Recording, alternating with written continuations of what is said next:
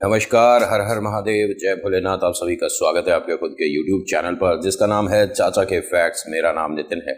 मैं यहाँ से फैक्ट्स, ईश्वर से जुड़े चमत्कार, रोचक पौराणिक कथाएं और तीसरी शक्ति के प्रकोप के बारे में बात करता हूँ। कहानी के माध्यम से समझाता बताता हूँ। राकेश जी की कहानी है और इस कहानी के अंदर एक बात तो 100% श्योर हो जाती है कि जब भी कभी हमारे को ऐसा कुछ महसूस होता है ना कि हाँ यहाँ पर कुछ है, तो ये सिर्फ और सिर्फ हमारे मन का वहम नहीं होता। वास्तव में कभी कभी वो जगह श्रापित होती है। खैर, कैसे कब क्या सब बताऊंगा कहानी में। अभी फिलहाल चैनल का इंट्रो, फिर उसके बाद शुरू करता हूँ। कहीं मत जाइएगा, पूरी कहानी सुनिएगा, बाहर के ट्रैफिक को अवॉइड करिएगा। हर हर महादेव।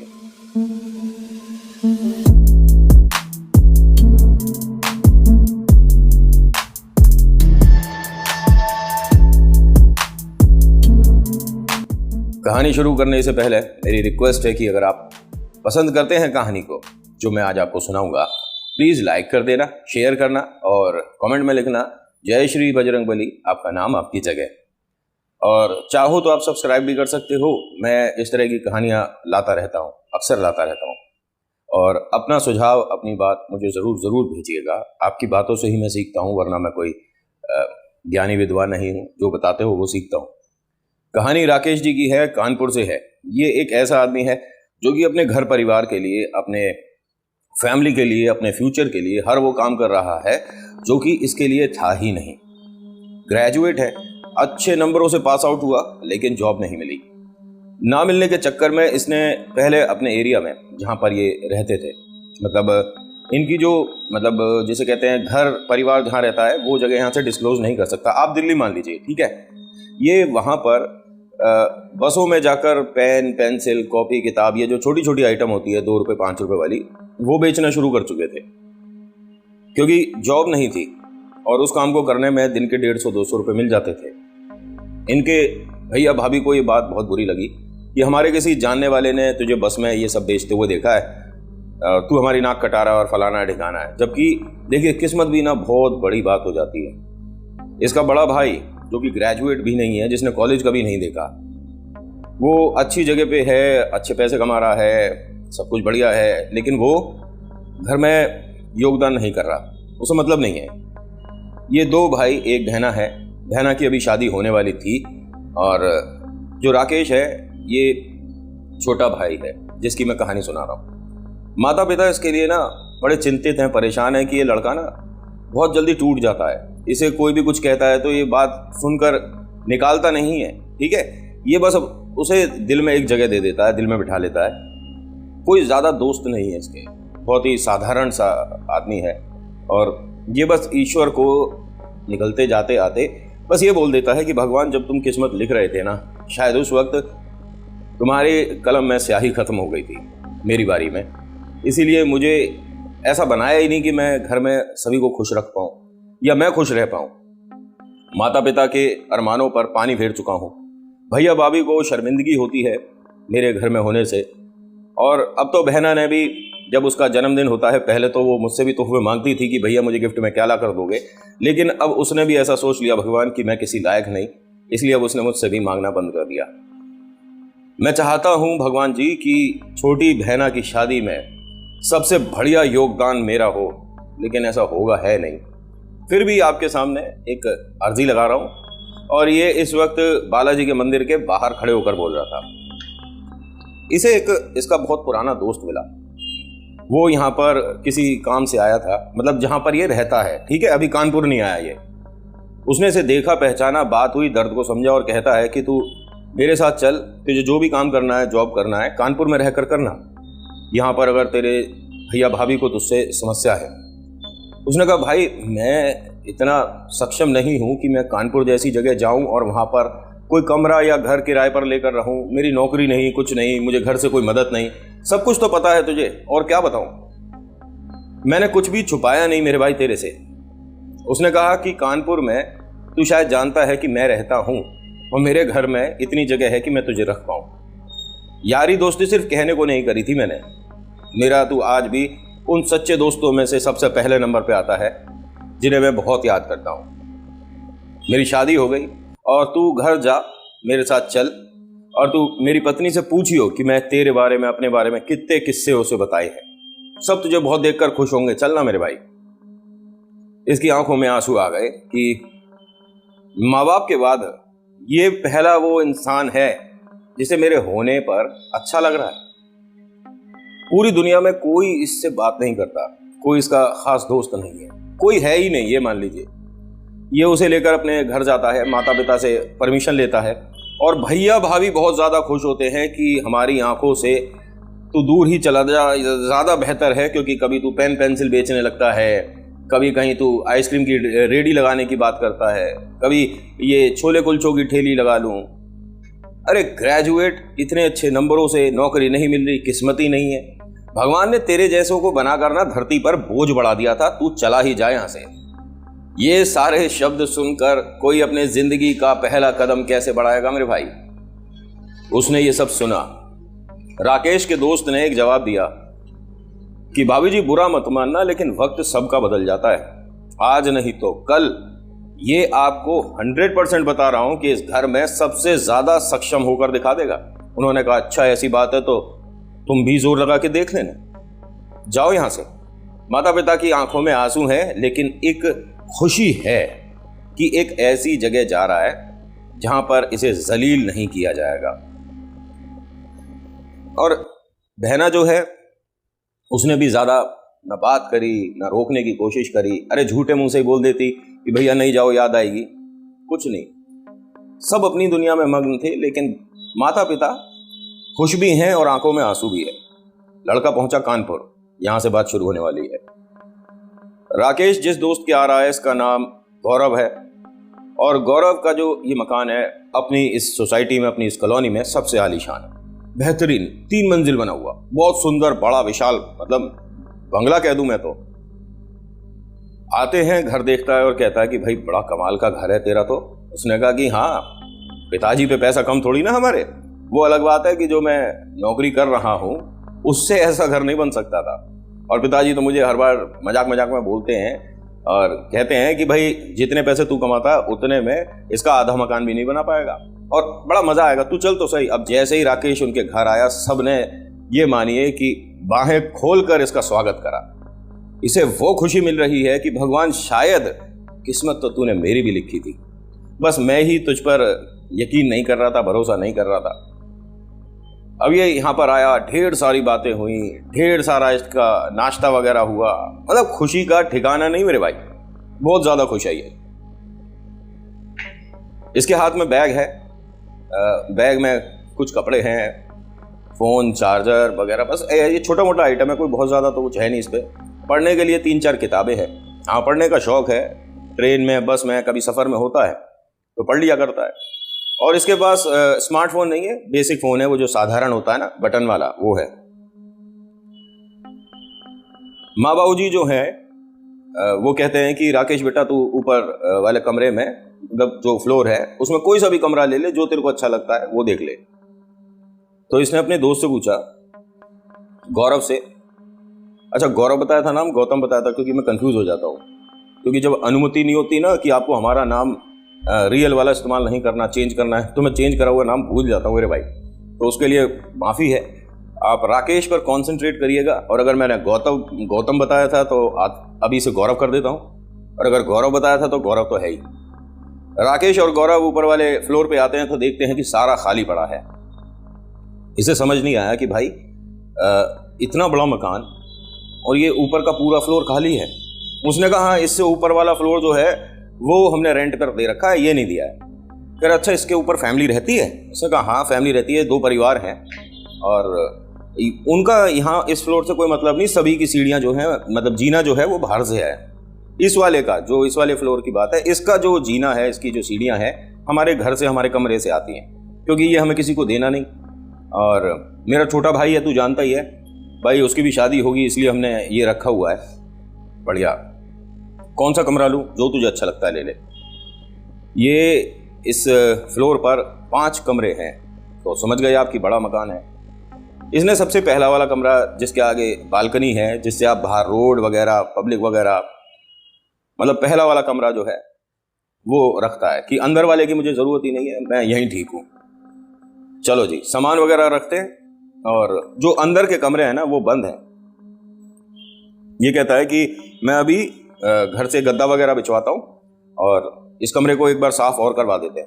उसने कहा बस तू मुझे झाड़ू वगैरह ला दे और मैं साफ कर लूँगा। कह रहा यार दोस्त है तू मेरा, ऐसे नहीं होगा, एक काम करता हूँ 2 झाड़ू लाता हूँ, एक तू भी मैं भी। तो हंसने लगता है, कहता है कि हाँ ये भी ठीक रहेगा। अब इन दोनों ने कमरे को अच्छे से साफ वगैरह करा, पानी वानी से धोया, इसमें गद्दा तकिया चद्दर वगैरह सब डाल दिया। बेड नहीं है, जमीन पर ही कमरा तैयार हो गया जी। अब आती है बात नौकरी की। गौरव ने राकेश से कहा कि ये तो सिर्फ तुझे यहाँ तक लाने के लिए था मेरे भाई, कि तू पेन पेंसिल अगर वहाँ बेचेगा तो भैया भाभी को बुरा लगेगा, तू वो काम यहाँ कर ले। यहाँ मैं तेरे को ये काम नहीं करने दूंगा। मेरी जो फैक्ट्री है जिसमें मैं जाता हूँ, जिसमें मैं नौकरी करता हूँ, वहाँ कल मेरे साथ चल और इंटरव्यू दे। ये कहता है भाई कि मैं तो सच में ये सोच रहा था कि तू उस काम के लिए बोल रहा है। मैंने भैया भाभी से हवा में नहीं बोला था कि आज नहीं तो कल तू सक्षम होकर दिखाएगा। एक काम कर, अभी 8 सवा 8 बजे खाना वगैरह खाएंगे, उसके बाद बैठकर बात करेंगे। अभी तू थोड़ा सा आराम कर, मैं भी जाकर नीचे नहा धोकर सो जाता हूँ, ठीक है। यहाँ बात आई गई हो गई। 8 बजे इसको नाश्ते के लिए मतलब खाने के लिए बुलाया जाता है। जो भाभी हैं वो रसोई में होती हैं, मतलब गौरव की जो धर्मपत्नी है, और वो बहुत सारे किस्से कहानियां स्कूल के कॉलेज के इसे बताती हैं कि मुझे तुम्हारे बारे में ये भी पता है, ये भी पता है। इसे बड़ा खुश, मतलब ये अपनी जो खुशी है जाहिर नहीं कर पा रहा था। तभी इसके कमरे में किसी बर्तन के गिरने की आवाज हुई। रसोई में इनके नहीं, राकेश के रसोई में। राकेश को वो जो कमरा मिला है उसके सामने उसकी रसोई और जॉइंट वॉशरूम है वहां पर, ठीक है। तो आंटी क्या कहती हैं, बेटा तू बर्तन वगैरह भी लाया था, तुझे आता खाना बनाना? नहीं माँ जी, मैं बर्तन तो कोई नहीं लाया, मेरे पास एक बस पानी की बोतल है। ये खाना खाने सब बैठ ही गए थे, तभी इनके पिता ने एक तरह से इशारा करके, गौरव के पिता ने इशारा करके हर किसी को यहां चुप रहने को बोला। ये भोला है लड़का, इसे समझ नहीं आ रहा कि दुनिया में अगर कोई आपकी बेपरवाह होकर बेवजह मदद कर रहा है तो उसके पीछे कोई कारण हो सकता है। आज नहीं तो कल सींग निकलेंगे जरूर। इसे पता नहीं है, क्योंकि इतने अच्छे दोस्त, इतना अच्छा परिवार, इतना सारा प्यार मिलता कहाँ है, और इन जैसों को जिनकी किस्मत भगवान ने कभी लिखी ही नहीं। होता क्या है कि ये यहाँ से नाश्ता वगैरह खाना वगैरह करके ऊपर जाता है, और कुछ देर के लिए इसका दोस्त गौरव भी आकर बैठता है, बातें करता है। फिर 10:30 बजे के आसपास का वक्त होता है, वो चला जाता है। अब ये बाहर की विंडो से नज़ारे देख रहा था, ठीक है। सामने ग्राउंड है, बहुत बहुत बड़ा ग्राउंड है, और भगवान को ना धन्यवाद कर रहा था, बजरंगबली बहुत बहुत धन्यवाद, आपकी कृपा से मुझे एक अच्छा दोस्त वापस मिल गया, एक अच्छा परिवार और एक रहने की जगह, और हो सकता है कि कल काम करने की जगह भी मिल जाए। बहुत अच्छा लग रहा है मुझे बजरंगबली, आपकी कृपा रही, आपने मेरी सुन ली। मैं भी बड़ा होकर दिखाऊंगा, मैं भी अपने माँ बाप को प्राउड फील कराऊंगा। तभी रसोई से फिर से आवाज आई। ये उठकर गया, आंसू हैं इसकी आंखों में, आंसू पहुंच के देखने गया तो वहां कुछ नहीं है। आवाज तो आई थी। अब जब ये लेटा है तो इसके ठीक ऊपर वाले फ्लोर पे कुछ आवाजें आनी शुरू हो चुकी है। और आता है कभी कभी ना, जैसे हम 2 मकान हैं, जैसे जो ऊपर वाले भाई साहब हैं, अगर वो टेबल सरका रहे हैं तो भी आवाज आ जाती है, या धड़ाम से उन्होंने कोई सिलेंडर वगैरह रखा तो भी आवाज आ जाती है। कॉमन सी बात है, और ऊपर फैमिली रहती है, उसने बताया ही है, आई गई कर दी बात उसने। तकरीबन 1 सवा बजे कमरे में क्या जोरदार महक आ रही है, बहुत बढ़िया खुशबू, अरे क्या बढ़िया स्मेल आ रही है। लेकिन हो सकता है ऊपर वाले घर में लोग पूजा पाठ कर रहे हो, या मेरा दोस्त नीचे पूजा पाठ कर रहा हो, बहुत अच्छी खुशबू आ रही है। इसने करवट बदली और लंबी सी सांस खींची, जैसे कि मानिए कि उस सारी खुशबू को आज सारी मैं सूंघ जाऊंगा, ऐसा कुछ करा इसने। उसके बाद तुरंत इतनी सड़ांध, इतनी गंदी बदबू आनी शुरू हो गई उस कमरे में। इसने चद्दर तकिए से अपना मुंह बंद करने की खूब कोशिश करी कि भाई ये क्या हो रहा है। इतनी ज्यादा बदबू हो गई कि ये उस जगह से खड़ा हुआ, लाइट वाइट जलाई, दरवाजा खोला और बालकनी में जाकर खड़ा हो गया। क्या हो रहा है भाई, अभी तो खुशबू आ रही थी, अब इतनी ज्यादा बदबू आ रही है, इसका कोई हिसाब किताब नहीं रह नहीं सकता। मैं तो यहाँ पूछूंगा कि भाई ये बदबू कैसी है। ये बाहर खड़ा है, ध्यान से सुन लेना ये वाली बात, ठीक है। ये बाहर खड़ा है और अपने कमरे की तरफ देख रहा है जिसमें लाइट ऑन है। अब इसने रोड की तरफ इधर उधर देखना शुरू करा तो चौराहे पर कोई खड़ा हुआ दिख रहा है जो कि इसकी तरफ देख रहा है। चौराहा 3-4 मकान की दूरी पर है। स्ट्रीट लाइट के नीचे कोई खड़ा है जो कि इसकी तरफ देख रहा है, मतलब इसकी तरफ इस तरह से घूमा हुआ है वो। ये समझ ही नहीं आ रहा है पहली बात तो कि ये है कौन या है क्या, नहीं समझ आ रहा है। अजीब सा कुछ उसने, मतलब जैसे कहते हैं ना कश्मीरी शॉल देखा आपने, थोड़ा जो घुटनों से लंबा होता है, अगर मैं सही बता पा रहा हूं तो कश्मीरी शॉल, ठीक है, उस तरह का कुछ पहना हुआ है और स्ट्रीट लाइट के नीचे है। कोई बात नहीं, होगा कोई, हो सकता है चौकीदार हो। अब जब इसने पलटकर अपने कमरे की तरफ दोबारा घूमा तो इसके कमरे की लाइट जो ये ऑन करके बाहर आया था ये बंद है, लेकिन इनके घर के बाहर जो स्ट्रीट लाइट ऑन हुई पड़ी है उसकी इतनी सारी रोशनी आ रही है, तो वो कमरे में जो आ रही है, इसके सिरहाने तकिए के पास कोई बैठा हुआ है। बाहर की रोशनी जितनी आ रही है उससे हल्का फुल्का कुछ पता पड़ रहा है कि कोई बैठा हुआ है। अच्छा गौरव, अरे यार तूने सच में मेरी जान में जान डाल दी मेरे भाई। अंदर आता है, लाइट ऑन करता है, ना तो गौरव ना कोई बैठा। समझ नहीं आ रहा कि मैंने बैठा हुआ देखा है किसी को और मुझे गौरव ही लगा था कि शायद गौरव बैठा है। अभी तक ऐसा जब हो रहा होता है ना, ये तो चलो मैं यहां से आपको कुछ चीजें बता देता हूं, लेकिन अगर किसी को पता ही नहीं तो वो तो अपनी आंखों का भ्रम मानेगा ना। प्रेत अपने होने से पहले चीजें कुछ ना कुछ आपके सामने ले आते हैं, जिसकी वजह से दो ही तरीके हैं, या तो वो जगह आप प्रेतों को दे दो या आप ईश्वर से एक बार अर्जी लगा दो। बाकी फिर प्रेतों को मतलब दूर करने में या भगाने में या उनसे लड़ने में मदद तो ईश्वर ही करेंगे ना। और एकदम से कौन मतलब भगवान जी से अर्जी लगाता है कि भगवान जी आप यहाँ रक्षा करो, मुझे प्रेत दिख रहा है। नहीं, बस यही बोलेंगे कि भगवान जी कृपा करो, सब कुछ अच्छा हो, यही बोलेंगे ना। इसकी आंखें भर रही हैं बहुत ज्यादा नींद में, बहुत ज्यादा, मतलब पूरे दिन का थका हुआ है। और जब बेचैनी होती है मन में, एक सवाल होता है कि कल मेरी नौकरी लगेगी या नहीं लगेगी, फ्यूचर कैसा रहेगा, माँ बाप को कैसे मैं खुश रखूंगा, सपने पूरे कैसे करूंगा, गुड़िया की शादी में सबसे अच्छा योगदान कैसे। तो नींद आती हुई भी ना आंखों में ये मान लिए कि बस परेशानी ही दे के जाती है। उन बातों को सोचते हुए, थोड़ा थोड़ा रोते हुए आंखें बंद हुई और सवेरा हो गया।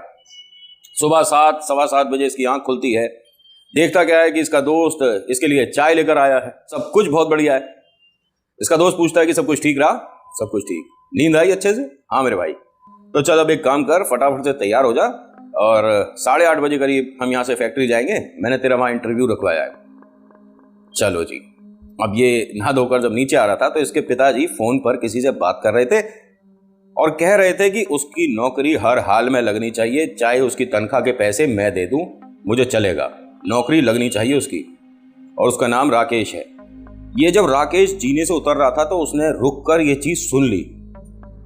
मन में एक खुशी आई कि अंकल कितने अच्छे हैं कि मतलब मेरी नौकरी के लिए इन्होंने बात करी है किसी से, और ये भी कह दिया कि चाहे उसके पैसे मुझे देने पड़े, लेकिन लड़के की नौकरी। मतलब कितने अच्छे लोग होते हैं जमाने में, और क्या ही बताऊं, लड़का बहुत ज्यादा खुश है कि मेरे लिए कितना लोग अच्छा अच्छा सोचते हैं, लेकिन ये अच्छा सोच नहीं रहे थे।